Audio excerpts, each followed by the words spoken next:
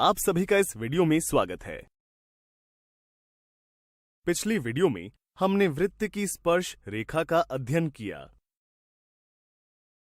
इस वीडियो में हम किसी बिंदु से वृत्त पर डाली जा सकने वाली स्पर्श रेखाओं की संख्या पर चर्चा करेंगे। संजू और मंजू को खेल खेल कर पढ़ाई करना अच्छा लगता है। मंजू आज अपनी चूड़ी और संजू अपने तिल्लियों के खजाने से गणित के पाठ का अध्ययन कर रहे हैं।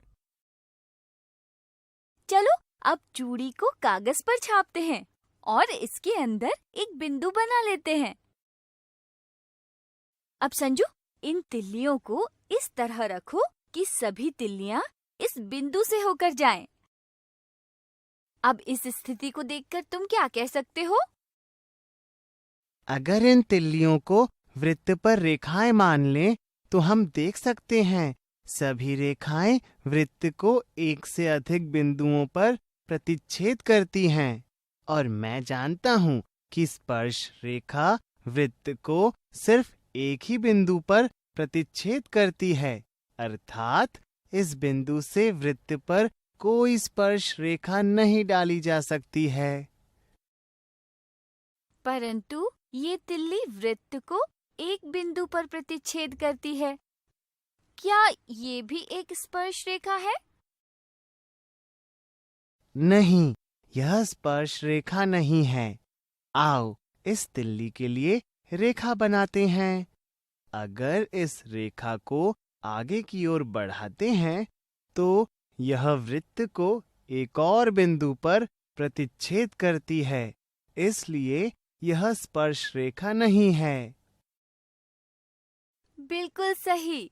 अब क्या तुम वृत्त के अंदर कोई और बिंदु लेकर स्पर्श रेखा बनाने की कोशिश कर सकते हो? हम देख सकते हैं कि वृत्त के अंदर किसी भी बिंदु से वृत्त पर स्पर्श रेखा नहीं बनाई जा सकती है। तुम्हें पिछली वीडियो से याद होगा कि वृत्त पर स्थित किसी बिंदु से वृत्त पर एक और केवल एक स्पर्श रेखा होती है। यदि यह बिंदु वृत्त के बाहर हो तब हम वृत्त पर कितनी स्पर्श रेखाएं डाल सकते हैं? इस बारे में तो मैं भी कुछ नहीं कह सकती। आओ फिर से चूड़ी और तिल्लियों की मदद से कागज पर इसे बनाकर देखते हैं। इस वृत्त के बाहर कोई बिंदु मान लेते हैं और इन तिल्लियों को इस प्रकार रखते हैं कि सभी तिल्लियां इस बिंदु से होकर जाएं। तो अब तुम यहाँ क्या देख सकते हो?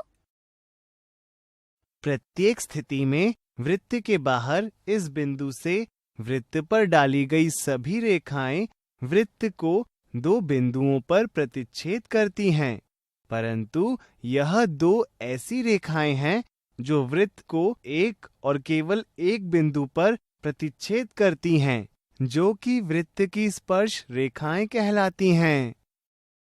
अतः हम कह सकते हैं कि वृत्त के बाहर स्थित किसी बिंदु से जाने वाली वृत्त पर दो और केवल दो स्पर्श रेखाएं होती हैं।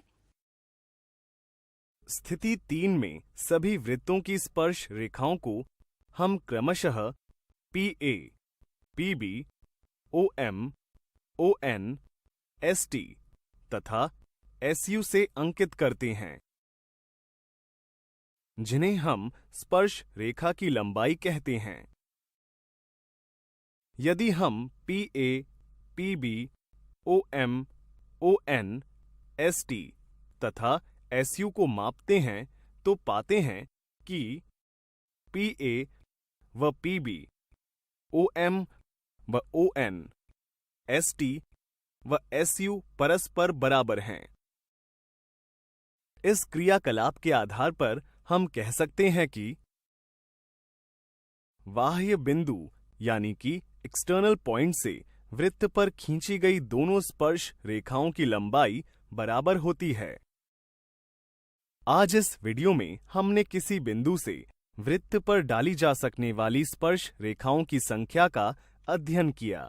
साथ ही हमने जाना कि वृत्त के बाहर स्थित किसी बिंदु से वृत्त पर डाली गई दोनों स्पर्श रेखाओं की लंबाई बराबर होती हैं।